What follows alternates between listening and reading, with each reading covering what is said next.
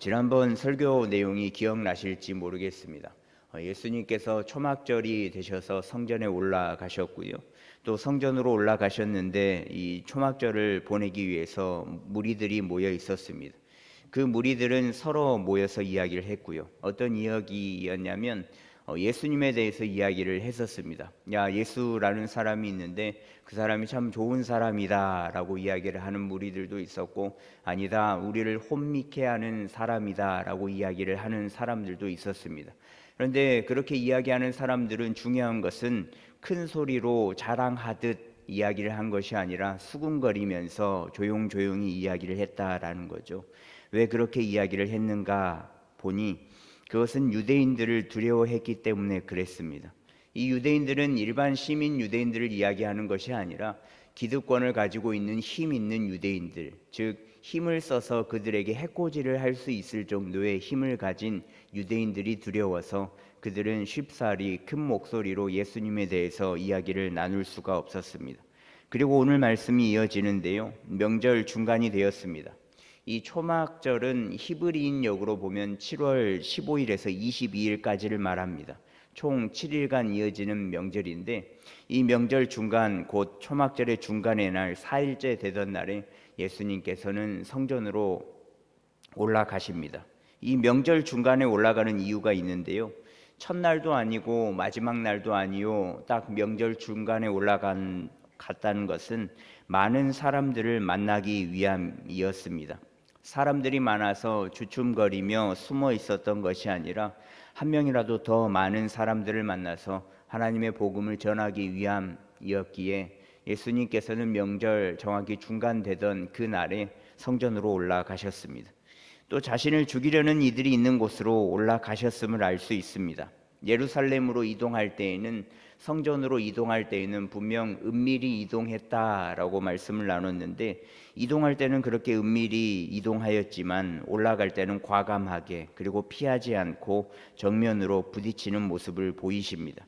기회를 엿보다가 사람들이 가장 많이 모이는 명절 중간에 올라가셔서 하시는데, 무엇을 하시냐면 14절에 보시면 이미 명절의 중간이 되어 예수께서 성전에 올라가사 가르치시니 라고 말씀하고 있습니다. 예수님께서는 많은 사람들 앞에서 가르치기 시작하십니다. 당시 가르치는 사람은 딱 정해져 있었습니다. 서기관 혹은 바리새인들인데요, 그들은 회당에서 모여서 가르치는 사람들이었습니다. 하나님의 말씀을 읽어주고 또 그 읽어주는 말씀을 풀어주면서 강론하면서 말씀을 알려주는 자들이었는데, 그런 말씀을 가르치는 자들이 있음에도 불구하고 예수님이 많은 사람들이 모인 성전 가운데에서 사람들을 향하여서 하나님의 말씀을 가르치기 시작합니다. 그러면 예수님은 무엇을 가르치시는가? 다른 복음서를 이해를 돕기 위해서 다른 복음서를 보면 이렇게 나와 있는데요, 누가복음 4장 16절에 보시면 예수께서 그 자라나신 곳 나사렛에 이르사 안식일에 늘 하시던 대로 회당에 들어가사 성경을 읽으려고 서심해라고 말씀하고 있습니다. 늘 하시던 대로 성경을 읽기 위함이었다라는 거죠. 이것은 사실 바리새인들과 서기관들과 별반 다르지 않는 모습이거든요. 바리새인들과 서기관들도 하나님의 말씀을 읽고 또 강론을 하면서 선포하는 것은 동일하게 합니다. 그런데 예수님이 일반적으로 바리새인들과 서기관들이 읽었던 말씀을 읽고 강론하는 모습만을 보였다면, 그 말씀을 듣는 이들은 이런 모습을 보이지는 않았을 겁니다. 예수님께서 가르치는 모습을 보고 또 그 가르치는 그 말씀을 듣고 이들은 어떤 모습을 보이냐면, 요한복음 7장 15절 말씀에 보시면 유대인들이 놀랍게 여겨 이르되 이 사람은 배우지 아니하였거늘 어떻게 그를 아느냐 하니 라고 말씀하고 있는데요, 이 기득권을 가진 유대인들이 굉장히 깜짝 놀랍니다. 당시 문맹률이 95%에서 98% 정도 됐었다라고 많은 학자들이 이야기를 하는데, 그래서 서기관들과 바리새인들은 글을 읽고 쓸 수 있었기에 이들이 읽어주는 하나님의 말씀, 강론해 주는 하나님의 말씀을 듣고 살아갈 수밖에 없었습니다. 그러니까 그를 아는 사람이 적기 때문에 이들이 알려주는 말씀만 들을 수밖에 없었거든요. 그래서 한간에는 예수님도 문맹이었다라는 주장이 있기도 했습니다. 그러나 아까 읽은 누가복음서 말씀에 보시면 늘 하시던 대로 회당에 들어가서 성경을 읽으셨다라는 본문을 통해서 아니다, 예수님은 문맹이 아니었다라고 주장을 하기도 합니다. 근데 예수님이 문맹이었든 문맹이 아니었던 간에 중요한 것은 여기 있던 바리새인들과 서기관들은 예수님이 글을 읽는 것도 읽는 것이지만 이 하나님의 말씀을 풀어내는 내용에 대해서 듣고 굉장히 놀랐다라는 거죠. 배우지도 않은 사람이 어떻게 글을 읽어? 그것을 넘어서서 배우지도 않은 사람이 어떻게 이런 말씀을 할 수 있는 것인가? 계속해서 누가복음 본문 말씀을 이어서 보면 이 말씀이 나와 있습니다. 누가복음 4장 17절에서 19절에 보시면 선지자 이사야의 글을 드리거늘 책을 펴서 이렇게 기록된 데를 찾으시니 곧 주의 성령이 내게 임하셨으니 이는 가난한 자에게 복음을 전하게 하시려고 내게 기름을 부으시고 나를 보내사 포로된 자에게 자유를 눈먼 자에게 다시 보게 함을 전파하며 눌린 자를 자유롭게 하고 주의 은혜의 해를 전파하게 하려 하심이라 하였더라 라고 말씀하고 있는데, 예수님은 이 이사야 선지자의 말씀을 인용하면서 말씀을 가르칩니다. 주의 성령이 임했고 가난한 자에게 복음을 전하게 하시려고 기름을 부었고 포로된 자에게 자유를 주게 하려고 했고 또 눈먼 자에게 다시 보게 함을 전파하여서 눌린 자를 자유롭게 하고 주의 은혜의 해를 전파하려 한다라고 말합니다. 이렇게 말씀을 가르치는 것은, 말씀을 읽는 것은 사실 서기관들과 그 바리새인들도 할 수 있는 일이거든요. 그들도 글을 읽고 해석할 수 있기에 이렇게는 할 수 있는 부분입니다. 그런데 서기관과 바리새인들과의 가르침에 그 차이점이 있는데요. 예수님과 가르침에는 분명 차이점이 있습니다. 그것은 뭐냐면, 그것은 이 말씀에서 말씀하는 바가 이미 이루어졌다라고 말씀하고 계시거든요. 말씀하시는 그 말씀을 이룩하는 자가 직접 말씀을 전하기에 말씀이 이룩되었다라고 말씀합니다. 누가복음 4장 21절에 이어서 보면 이에 예수께서 그들에게 말씀하시되 이 글이 오늘 너희 귀에 응하였다 하시니 라고 말씀하고 있고요. 이 말씀을 새 번역에는 이렇게 번역하고 있습니다. 예수께서 그들에게 말씀하셨다. 이 성경 말씀이 너희가 듣는 가운데에서 오늘 이루어졌다 라고 번역을 하고 있습니다. 이 내가 지금 이야기를 하고 있고 듣는 가운데 지금 바로 이 말씀이 이루어졌다 라고 말씀을 하고 있거든요. 지금 이 이사야의 말씀을 듣는 너희에게 이미 말씀이 이루어진 거다. 여기에 말하는 주의 성령이 임한 자, 가난한 자에게 복음을 전하는 자, 또 기름 부음을 받은 자, 포로된 자에게 자유를 주는 자, 눈먼 자에게 다시 보게 함을 전파하는 자, 눌린 자를 자유롭게 하는 자, 주의 은혜의 해를 전파하는 자가 누구냐? 지금 너희 앞에서 말하고 있는 나이기에 이 말씀이 지금 당장 이룩되었다라고 말씀하고 있는 거거든요. 말씀 그 자체이신 예수님이 이 말씀을 하실 때 말씀이 곧바로 이룩되었다라고 말씀하고 있는 겁니다. 말씀 자체이신 예수님께서 이런 말씀을 하시기에 하시는 말씀이 바로 이룩되었다라는 거죠. 이 이야기를 들은 이들도 오늘 요한복음에서 그 본문 말씀 보면 같은 모습을 보이는데요. 22절에 보시면 이 사람이 요셉의 아들이 아니냐라고 이야기를 합니다. 요셉의 아들이 아니냐라는 말은 이 사람은 목수의 아들이다. 즉 글을 배울 수도 없고 또 가르침을 알 수도 없으며 글을 알아도 이렇게 술술 읽고 해석할 수가 없는 상황에 처한 사람인데, 즉 천민인데 어떻게 이게 가능한 것이냐 싶은 거죠.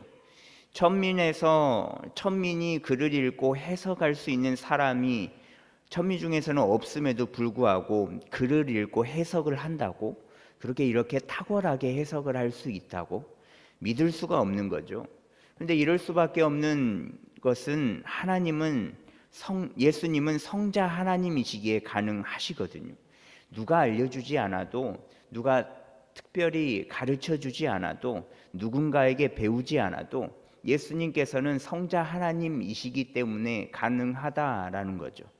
자신이 하나님이시기에 성자 하나님이신 예수님이신 당신이 말하는 것 자체가 하나님의 말씀이기 때문에 가능한 모습이다라는 겁니다. 그래서 12살의 예수님의 모습 속에서도 이런 모습이 있었거든요. 누가복음 2장 46절에서 47절 말씀에 보시면요, 사흘 후에 성전에서 만난즉 그가 선생들 중에 앉으사 그들에게 듣기도 하시며 묻기도 하시니 듣는 자가 다 그 지혜와 대답을 놀랍게 여기더라 라고 말씀하고 있습니다. 예수님은 12살 때 당시 6월절에 성전에 올라가서 부모를 잃고 그 성전에 있던 지혜자들과 이야기를 나눈 적이 있습니다. 이때 당시에 대화를 나눴던 선생들, 즉 지혜자라고 불리는 랍비들은 예수님과 이런저런 이야기를 하면서 이런 지혜는 본 적도 없고 들은 적도 없다라고 이야기를 하면서 굉장히 놀라워했었거든요. 글을 알고 글을 읽고 해석을 하기 위해서는 누군가에게 분명 듣고 익혀야만 가능한데 예수님은 그렇지 않아도 그런 모습을 이미 보였었다라는 겁니다. 왜냐하면 예수님 그 자체가 하나님이시기 때문에 가능한 모습이거든요. 그리고 또 바리새인과 서기관들과는 다른 부분이, 또 다른 가르치는 부분이 있습니다. 그 부분이 무엇이냐면 마가복음 6장 2절 말씀인데요, 이 말씀을 같이 한 목소리로 읽겠습니다. 안식일이 되어 회당에서 가르치시니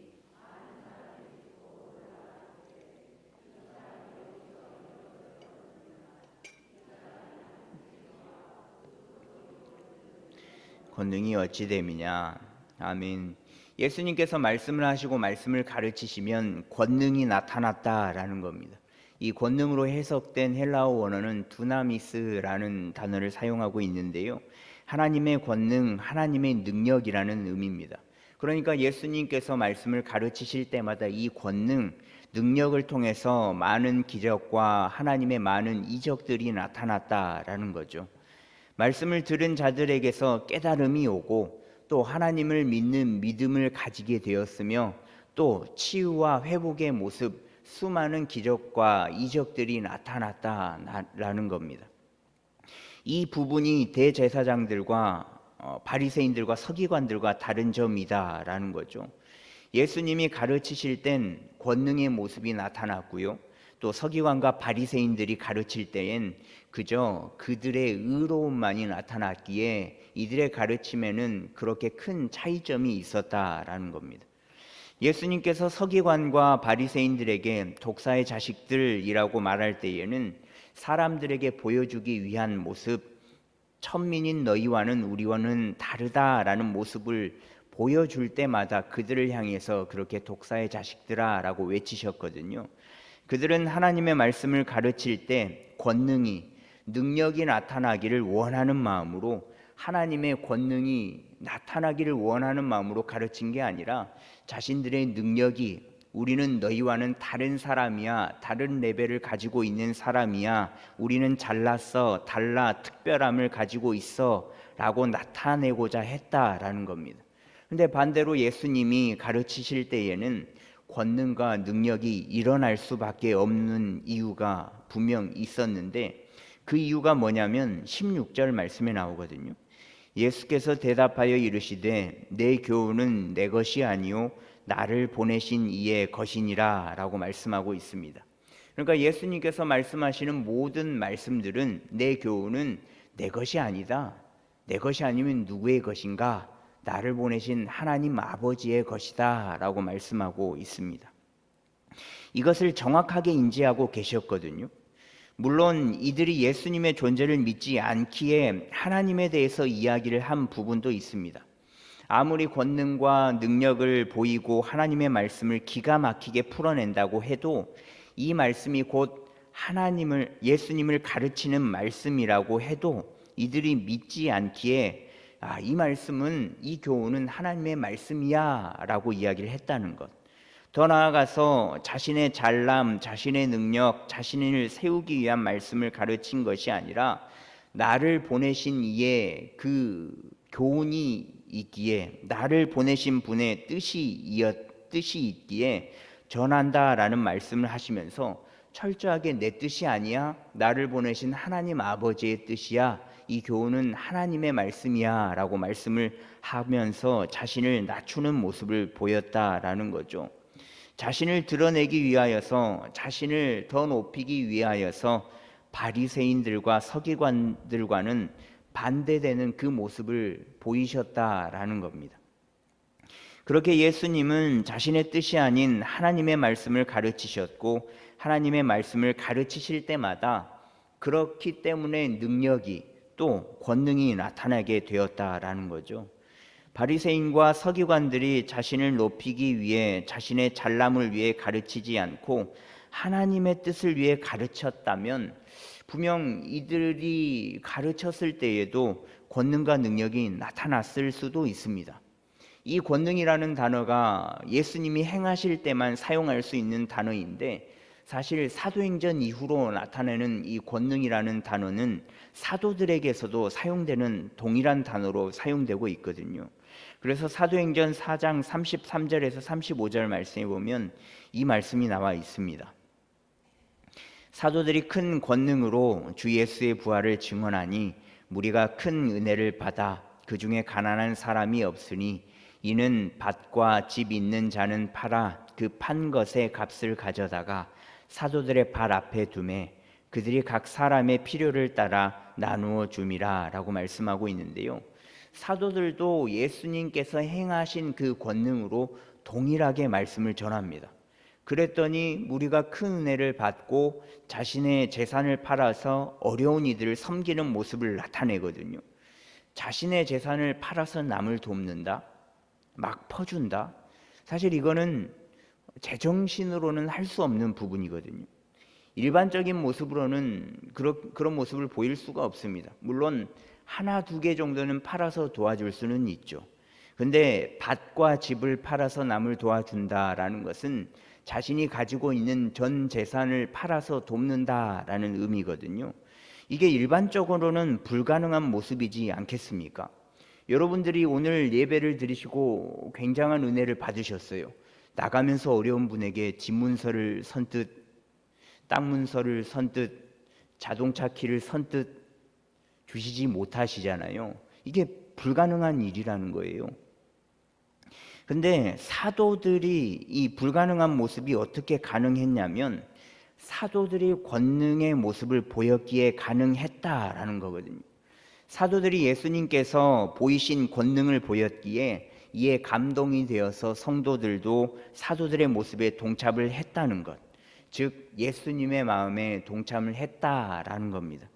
사도들이 권능으로 복음을 전했고 그 복음이 전해져서 사람들이 은혜를 입을 수 있었던 것은 사도들 역시 바리새인들과 서기관들의 마음을 가지고 있지 않았고 오직 보내신 이의 그 교훈을 전해야 되겠다라는 그 마음으로 복음을 전했기 때문에 가능했다라는 겁니다. 사도행전의 사도들은 제2의 인생을 살고 있는 것 아니겠습니까? 예수님과 동고동락하면서 살아갔지만, 그렇게 사역을 함께 했지만 예수님이 잡히시고 십자가에 달릴 때에는 모두들 예수님을 나 몰라라 하고 부인하고 배신하며 도망간 자들이 이 사도들, 제자들이지 않겠습니까? 죽으시고 부활하신 예수님을 만났고 또 승천하시면서 주신 성령 하나님을 통해서 새로운 사람으로, 새로운 인생으로 태어난 자들이지 않겠습니까?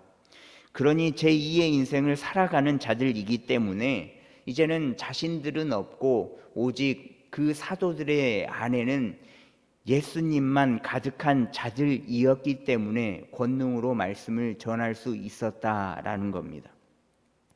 자신의 잘남, 잘함, 세우기 위함, 높임 받기 위한 마음이 없었기에 그들이 전하는 복음은 큰 권능으로 전달이 되었고 또 그 권능의 모습을 통하여서 그 권능의 사역들이 사람들에게 전달되고 은혜를 끼쳐서 수많은 이들에게 전파되어서 그 모습들을 보여줄 수 있었다라는 거죠.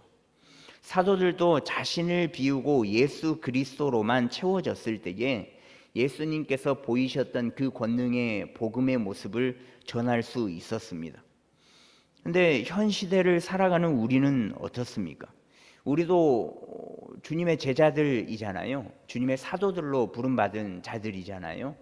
현 시대를 살아가면서 우리도 복음을 가르치는 입장이지 않겠습니까? 우리의 자녀들에게, 또 맡겨진 구역원들에게, 또 다음 세대를 가르치는 교사들에게는 아이들에게 복음을 가르쳐야 하는 입장입니다. 그런데 잘 가르치고 계신가요? 잘은 모르겠으나 요즘은 더 가르치기가 전보다 어렵다라고 들었습니다.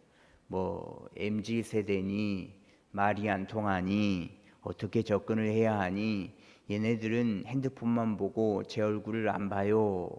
뭐 그런 말씀들, 복음을 전하는데 너무 어렵다라고 말씀들을 하십니다. 이 친구들만 그렇겠습니까? 배 아파 낳은 자녀들도 마찬가지 잘 안 된다라고들 말씀을 하십니다. 또 한간에는 어떤 분들은 왜 자녀들에게 종교를 강압하냐라고 말씀하시는 분들도 있어요. 믿으려면 부모만 믿지 왜 자녀들에게까지 종교를 그렇게 강압적으로 알려줘야 하냐? 왜 그런지 모르겠다. 자녀는 자녀고 부모는 부모이지 않냐? 그래서 개독교다. 그렇게 개독교라고 욕을 먹는 거다. 이런 말들이 많습니다. 근데 제가 자주 하는 말인데 다른 건 다 양보할 수 있으나 구원에 관해서는 이기적이어도 된다라고 말씀을 많이 드리거든요. 다른 종교는 타 종교를 대하는 모습이 굉장히 부드러운데 유독 왜 개신교만큼은 예수 아니면 예수만 구원이고 예수가 아니면 지옥이냐? 왜 그렇게 이기적이냐라고 말하는데 맞습니다. 예수님 아니면 구원이 없죠. 그건 이기적으로 보일지 몰라도 사실이고 변하지 않는 진리이기에 양보해 줄 수 없는 겁니다. 예수님만이 구원이시오, 예수님만이 진리이시오, 예수님만이 하나님 나라로 이끄신다라는 것은 우리가 결단코 양보해서 안 되는, 변하지 않는 진리거든요. 구원에 관해서는 완강해야 됩니다. 자녀에게도 구원에 관해서는 완강해지시면 됩니다. 얘가 교회를 안 가려고 해요. 주일에는 너무 피곤해서 그냥 자게끔 내버려둬요. 예배를 싫어해요. 교회는 겨우 가는데 예배는 드리는지 모르겠어요. 엎드려서 자는지 안 자는지 그것도 모르겠어요. 구원에 확신이 없어요. 근데 여기에는 이유가 있습니다. 얘네들이 왜 이렇게 이런 모습을 보이는 건가? 왜냐하면 가르치는 우리에게 권능이 없기 때문에 그렇습니다. 현 시대의 권능은 가르치는 모습과 동일한 삶의 모습이 권능이다라고 볼 수 있거든요. 제자들이 제2의 인생을 살면서 가슴 속에 예수 그리스도로 가득한 모습이 이 시대를 살아가는 우리에게는 그것이 삶의 모습이다라는 겁니다. 구원은 강요해야 됩니다. 그런데 쉽게 내어주지 않습니까? 시험 시간이면, 시험 기간이면 학원 가, 무슨 교회를 가, 공부해야지, 보충 수업 들어야지, 왜 예배를 드려? 공부를 해야 하니 예배 한 주는 빠져도 되지 않겠니? 라고 예배를 소홀히 하지 않습니까? 부모들이 허락해 주기에 자녀들은 교회보다는, 구원보다는 공부가 먼저다라고 생각을 하지 않겠습니까?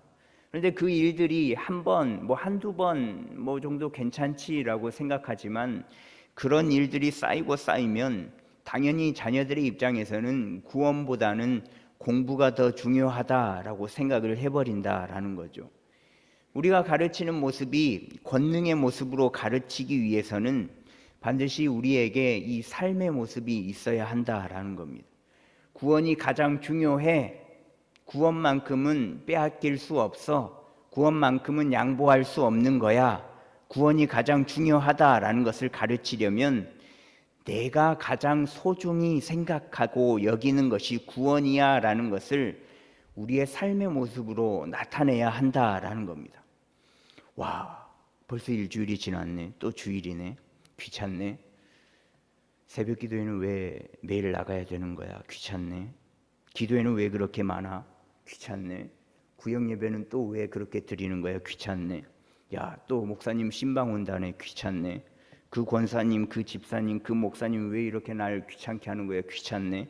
이놈의 교회 왜 이렇게 귀찮네? 귀찮게 하네. 진짜 귀찮네.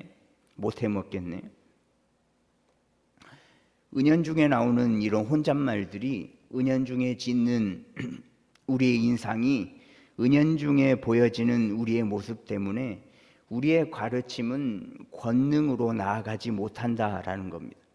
지금 이렇게 말씀을 전하고 있는 저도 사실 여기에서 자유롭지는 못해요. 불만이 있을 때가 있죠. 늘 만족함이 있다라고는 말할 수 없습니다.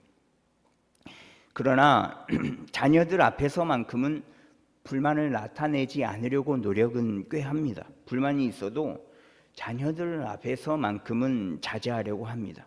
왜냐하면 불만을 내는 족족 자녀들은 그 불만까지도 모든 것을 다 흡수를 해버리거든요. 불만을 내는 모습을 흡수한 자녀들이 제가 어떤 것을 가르치든 받아들이겠습니까? 안 받아들이겠죠. 그렇기 때문에 권능, 즉 삶의 모습이 굉장히 중요합니다. 우리의 삶의 모습이, 우리가 나타내는 권능의 모습이 16절의 말씀처럼 내 교훈은 나를 보내신 즉 하나님께서 주신 마음으로 나타내는 우리의 모습이 되었으면 좋겠습니다. 그리고 또 이런 생각이 들 때도 있거든요.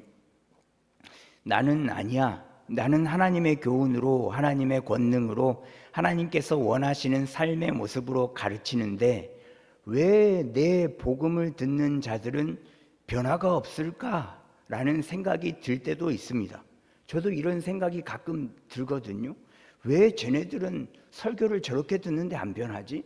왜 저 친구들은 안 변하는 거야? 라고 생각이 들 때가 있어요. 근데 이게 안 변하는 게 당연합니다.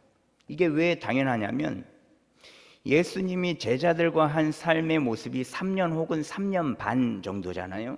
근데 예수님과 함께 할 때부터 제자들의 모습이 변화가 되었습니까? 예수님을 만났을 때 예수님이 바다를 거니면서 야, 너 내 제자가 돼, 너 내 제자가 돼, 함께 하자라고 할 때부터 이 제자들의 모습이 변화되었습니까? 전혀요, 변화되지 않았죠.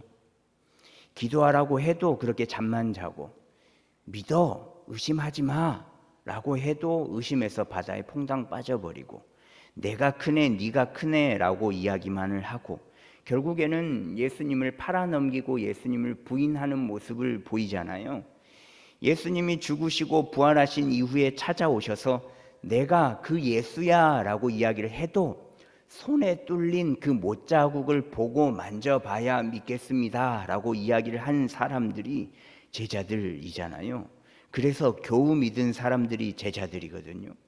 이런 제자들도 3년, 길면 3년 반이나 걸렸는데 예수님의 실물을 보고 그 곁에서 기적과 이적을 보고 주옥 같은 말씀들을 날마다 듣고 경험하고 체험한 그 형체를 본 제자들도, 하늘로 승천하는 모습까지 본 제자들도 그 이후에 변화가 된 겁니다. 굉장히 오래 걸렸죠. 그런데 내가 예수님도 아닌데 권능으로 행했다? 권능으로 말씀을 전했다? 권능으로 전할 수 있죠. 탁월하게 전할 수 있습니다. 근데 물론 은혜를 입고 바로 변할 수도 있지만 대부분은 변하지 않습니다. 예수님이 직접 보이시고 매일같이 동고동락한 제자들도 수년이 걸렸는데 단번에 바뀌기를 기대하고 바뀌지 않아서 속상하다면 사실은 자신의 욕심이지 않겠습니까? 진짜 권능은 삶의 모습으로 가르친 것과 동시에 더 나아가서 그들이 변화된 삶까지 기다려주는 모습이 진짜 권능이다라는 거죠. 권능으로 가르쳤을 때 진짜 드라마틱한 변화가 아니더라도 진짜 이 손톱의 때만큼 아주 조금씩일지라도 천천히 변화되는 모습, 혹은 변하지 않을지라도 변화될 것을 믿으며 기다리는 모습까지도, 그 모습 또한, 기다리며 인내하는 모습 또한 권능의 모습이다라는 겁니다. 그래서 우리가 할 일은 권능의 모습, 삶의 모습을 가르치는 것 그것까지다라는 거죠. 그 위의 모습은, 그 이후에 바라는 모습은 변화되거나 변화되지 않거나 하는 것은 하나님의 영역이지 우리의 영역이 아닙니다. 그러니 가르치십시오. 권능으로 가르치십시오. 삶의 모습과 동일한 권능의 모습으로 가르치십시오. 그렇게 가르치시면, 그렇게 하나님의 말씀을 가르치시면, 전하면 반드시 거기에 대한 가르침에 대한 열매는 반드시 맺게 되어 있습니다. 예수님께서 제자들을, 오합지졸인 그 제자들을 끝까지 포기하지 않으셨던 것처럼 복음이 필요한 이들에게는, 복음이 필요한 내 자녀들에게는, 복음이 필요한 우리 구역원들에게는, 복음이 필요한 다음 세대들에게는 반드시 끊임없이 권능의 능력으로 가르치십시오. 그 가르침의 끝은 분명히 구원이라는 은혜의 열매가 있습니다. 우리의 자녀들을 포기하지 마십시오. 우리를 보내신 이의 교훈을 권능으로 가르친다면 우리의 그 권능의 가르침의 끝에는 반드시 열매를 맺습니다. 날마다 살아가는 우리의 삶이 중요하다라는 것을 기억하면서 날마다 그 권능의 삶을 살아내는 그 동시에 그 권능의 삶을 통하여 권능의 가르침이 나의 자녀들과 또 나의 구역원들과 우리의 다음 세대들에게 오롯이 흡수된다라는 것을 기억하면서 딱 거기까지 하시고 그 이후의 모든 영역은 하나님께 내어드리며 오롯이 하나님께 집중하는 저와 여러분들이 되었으면 좋겠습니다.